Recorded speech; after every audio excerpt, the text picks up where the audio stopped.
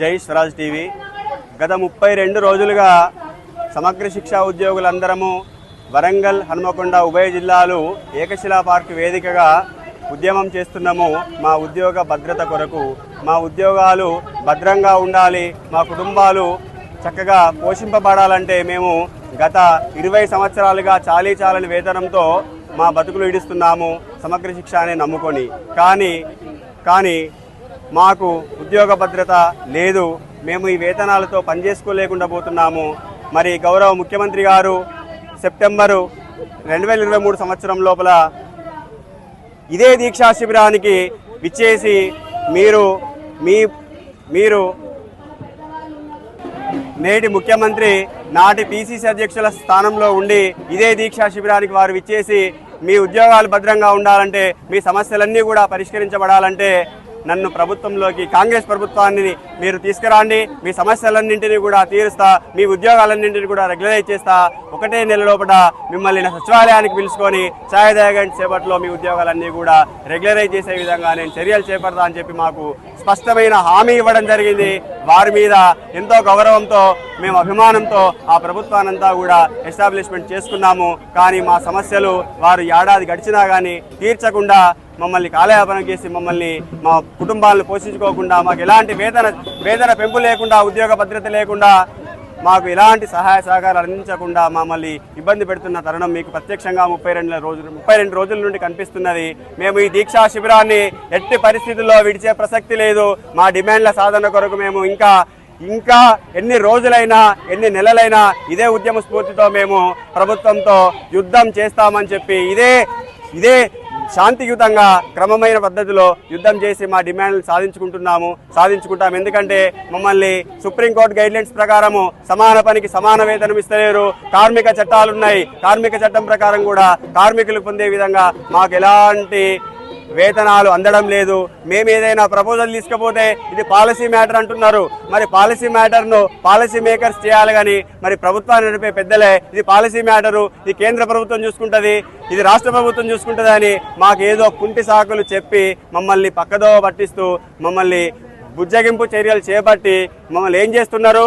ఉద్యమాన్ని నీరుగార్చే విధంగా మమ్మల్ని వెంటనే మీరు విధులలో చేరండి, విధులలో చేరకుంటే మీరు టర్మినేట్ చేయబడతారనేటువంటి మమ్మల్ని ఇబ్బందికి, భయాందోళనకు గురే విధంగా మా ఉన్నతాధికారుల నుండి మమ్మల్ని ఫోన్ల ద్వారా ఇబ్బందికి గురి చేస్తున్నది.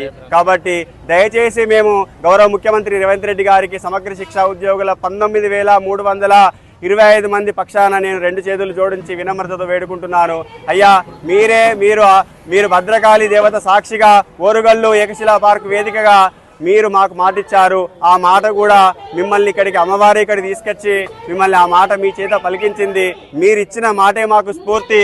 ఉద్యమం మీరు చేయాలి, ఇంకా ఎక్స్ట్రా వర్క్ పనిచేయండి, మీరు మీ సమస్యలు తీర్చేటువంటి ప్రభుత్వాలను ఎంపిక చేసుకోండి అని చెప్పి గౌరవ ముఖ్యమంత్రి గారు మాకు ఉద్యమ స్ఫూర్తిని మా లోపల నింపిండు. గత సంవత్సరం సెప్టెంబర్ మాసంలో వారు ఇచ్చినటువంటి ఉద్యమ స్ఫూర్తినే మేము బేస్ చేసుకొని ఇదే ఏకశిలా పార్క్ వేదికగా వారినే బ్యానర్ మీద కట్టుకొని వారికి రోజు ఈ దీక్షా శిబిరానికి రాగానే మేము వారికి 2 చేతుల నమస్కారం పెట్టి, అయ్యా మా సమస్యను పరిష్కరించండి, మా ఉద్యోగాలు భద్రంగా ఉండే విధంగా మాకు వెంటనే మమ్మల్ని రెగ్యులరైజ్ చేయండి, వెంటనే రెగ్యులరైజ్ చేయకపోవడం ఏమైనా న్యాయపరమైన ఇబ్బందులు ఉన్నట్లయితే వెంటనే మాకు పే స్కేల్ ఇచ్చి మాకు ఉద్యోగ భద్రత కల్పించండి. మీరు ఎప్పుడు చేస్తారో ఒకవేళ మేము ఉద్యోగం మరణిస్తే ఆ మరణించిన కుటుంబానికి 25 లక్షల ఎక్స్గ్రేషియా ప్రకటించి ఆ కుటుంబాన్ని మీరు ఆదుకోవాలి. ఆ కుటుంబంలో ఎవరికైనా ఉద్యోగం కార్యనియామక ప్రకారం వారికి కూడా ఆ కుటుంబంలో ఆ వ్యక్తిని కోల్పోతే వారికి ఉద్యోగ భద్రత ఆ ఇంటి లోపల కల్పించాలి.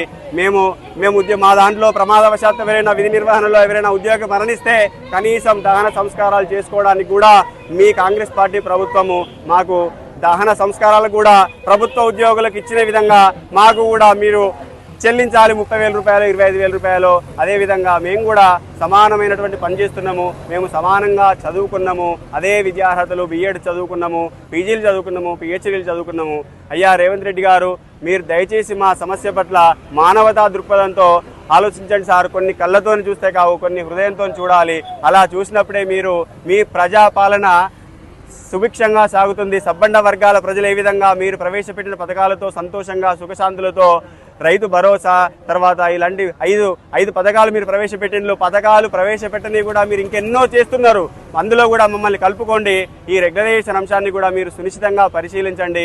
మేధావులతో న్యాయపరమైనటువంటి ఇబ్బందులు ఏమీ లేకుండా మీరు ఏం చేయాలంటే మమ్మల్ని వెంటనే రెగ్యులరైజ్ చేసే దిశగా మీరు స్టెప్ తీసుకోవాలి అని మేము కాంగ్రెస్ ప్రభుత్వాన్ని వేడుకుంటున్నాము. అదేవిధంగా మా ఉన్నతాధికారుల నుండి కూడా మాకు ఇబ్బందులు రాకుండా మేము మా వల్ల ఈ దీక్షకు రావడానికి మా విద్యార్థులకు ఏమైనా సిలబస్లో గ్యాప్ ఏర్పడితే ఎక్స్ట్రా అవర్ మీరు సూచించిన విధంగానే అదే ఎక్స్ట్రా అవర్ పనిచేసి ఆ పిల్లలకు విద్యాబుద్ధులు నేర్పిస్తాము. 10th క్లాస్లో మేము రాష్ట్రంలో విద్యా వ్యవస్థను ప్రథమ శ్రేణిలో నిలిపే విధంగా దేశంలో రాష్ట్రాన్ని మొదటి స్థానంలో ఉంచే విధంగా మేమందరం కూడా పాఠశాల విద్యాశిక్షకు సమగ్ర శిక్షా అభియాన్కు మేము కృషి చేస్తామని మేమందరం కూడా 19,325 మంది మీకు హామీ ఇస్తున్నాం. అయ్యా, మీ పట్ల మేము వినమ్రతతో శాంతియుతంగా మీ మీద గౌరవంతో మీ ప్రభుత్వానికి ఎలాంటి మచ్చ రాకుండా మేము శాంతియుతంగా మేము రాజ్యాంగబద్ధంగా మేము సమ్మె చేస్తున్నామండి. ఇది మీకు మా దృష్టిలో సమ్మె అండి. మీ దృష్టిలో మీరు కూడా వాళ్ళ అప్పీలు మానవతా హృదయంతో చూడాలనేటువంటి ఆ కోణంలో మీరు దయచేసి చూడండి, మమ్మల్ని ఆదుకోండి. మేము 20 సంవత్సరాల నుండి సేవ చేస్తున్నామండి ఇదే వ్యవస్థకు. మా వయసులు కూడా కాంపిటేటివ్ ఎగ్జామ్స్ రాసేటువంటి పరీక్షలకు కూడా నోచుకోలేకుండా పోయినాయి. అందరం కూడా వివిధ రకాల హెల్త్ ప్రాబ్లమ్స్ కూడా ఉన్నాయి. అలాంటి ప్రాబ్లమ్స్తో కూడా మేము బతికించుకోవడానికి ఈ సమగ్ర శిక్ష అనే నమ్ముకొని మేము బతుకుతున్నామండి. కాబట్టి